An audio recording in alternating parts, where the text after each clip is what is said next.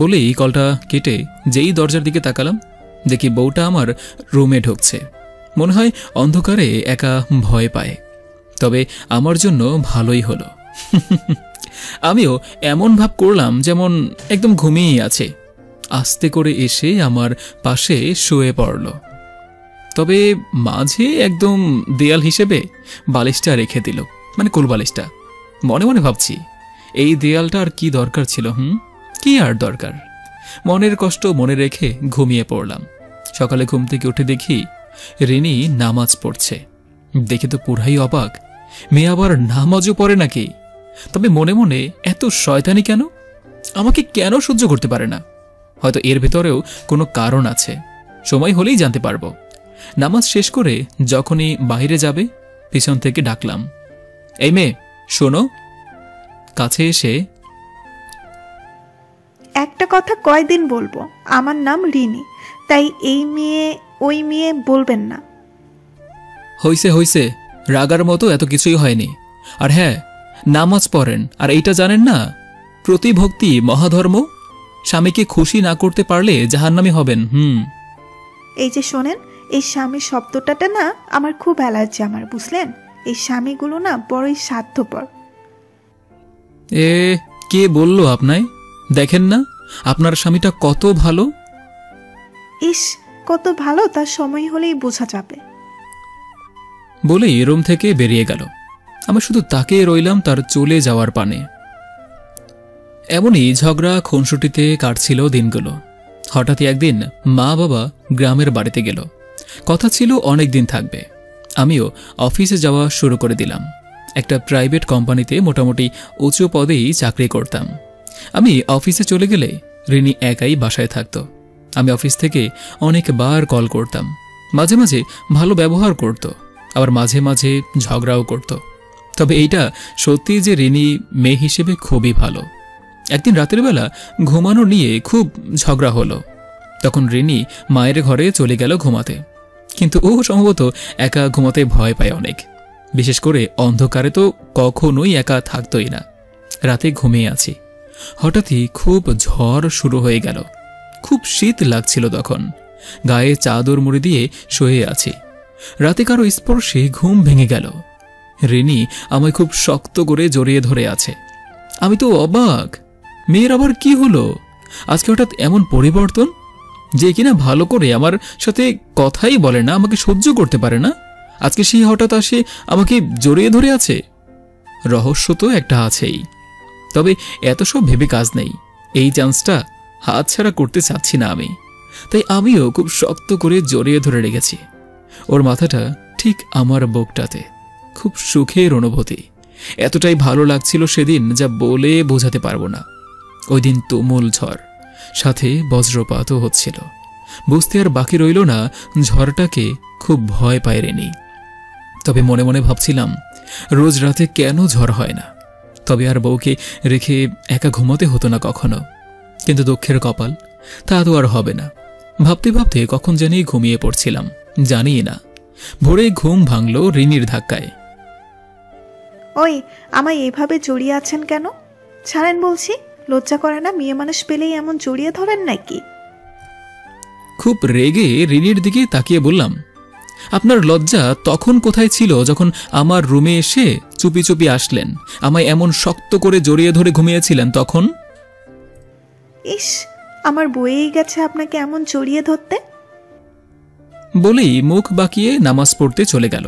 আর বলে গেল, নামাজ না পড়লে সকালে খেতে দিব না।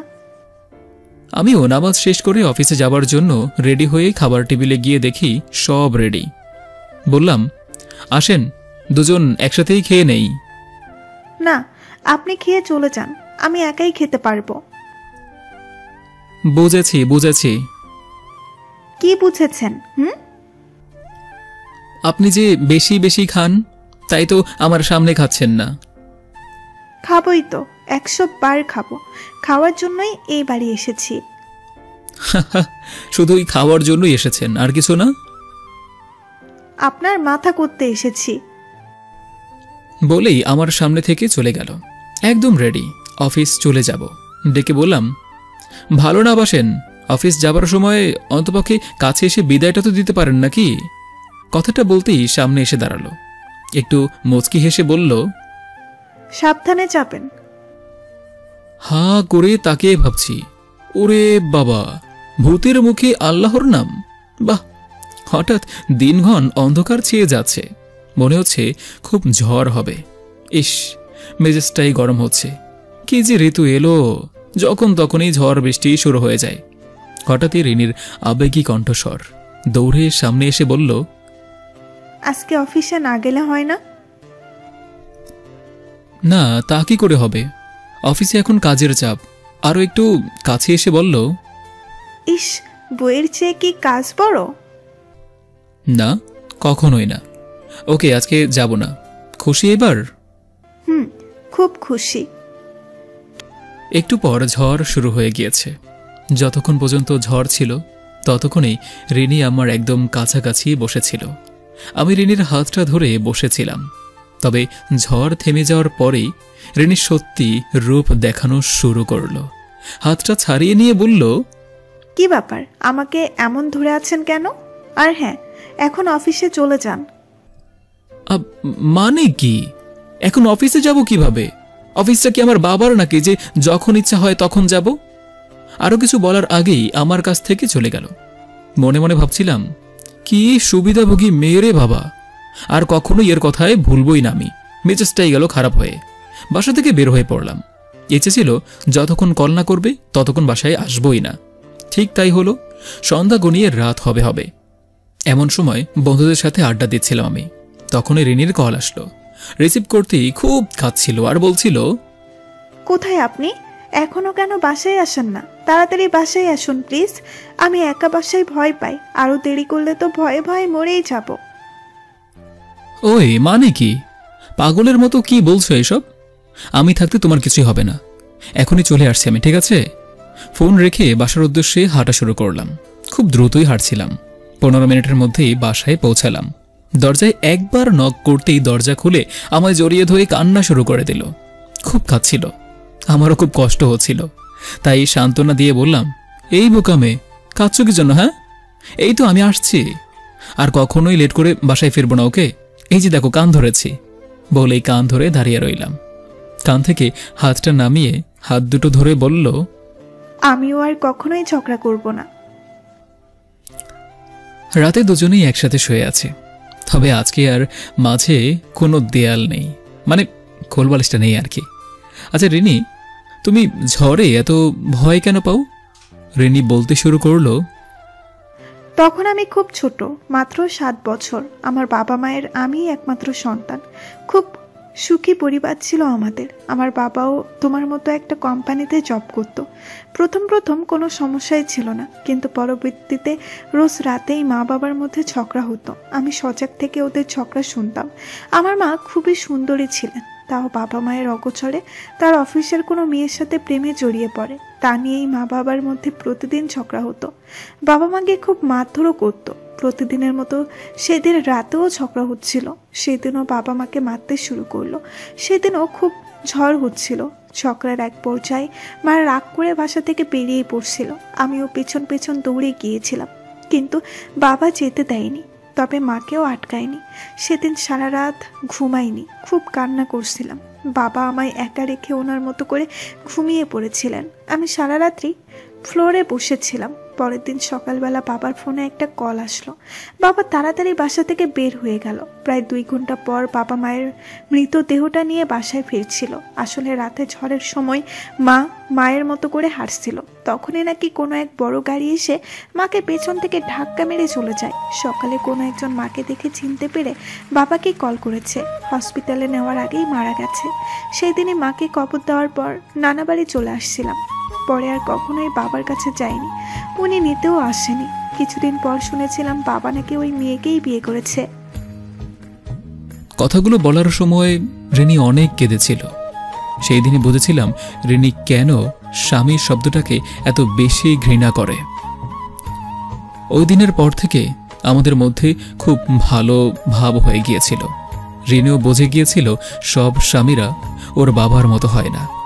তাই পরে আস্তে আস্তে আমাদের স্বামী স্ত্রী সম্পর্কটাও আরও 8-10টা স্বাভাবিক সম্পর্কের মতোই হয়ে গেল। দুজনই এখন খুব ভালো আছে। পরে একদিন বাবা ও মা ফোনে জানালো যে তারা আবার শহরে আসতে চাচ্ছে না। ওরা গ্রামে থেকেই ওখানকার জমি দেখাশোনা করবে, কারণ শহরে ফ্ল্যাট নিয়ে তো আর সারা জীবন থাকা সম্ভব না। একদিন না একদিন তো গ্রামে ফিরে যেতেই হবে। তাই আমিও হ্যাঁ বলে দিলাম। এখন এইখানে শুধু আমরা দুজনেই থাকি। আগে অফিসে গেলে আমি শুধু কল করতাম, কিন্তু এখন রিনি একটু পরপর কল করত। দেখতে দেখতে কেটে গেল 1টা বছর।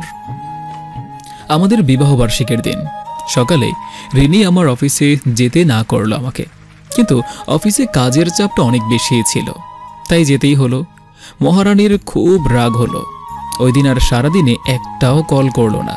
তাই রাগ ভাঙাতে ওই দিন সাজগোজের অনেক জিনিস কিনে সাথে কিছু গাজরাও নিলাম তার খোপায় গুজে দেওয়ার জন্য।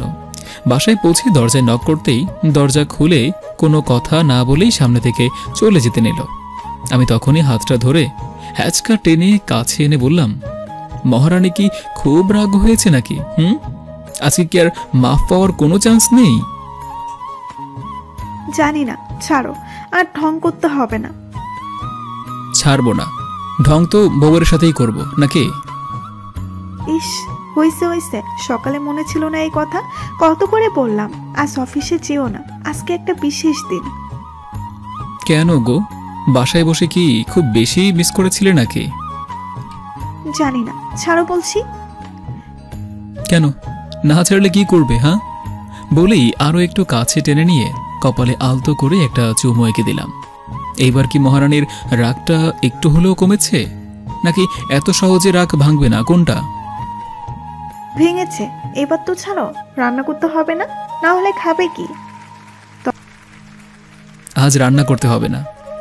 তবে কি হাওয়া খেয়ে থাকবে? না, তোমাকে খাবো। কি শয়তান কুত্তা!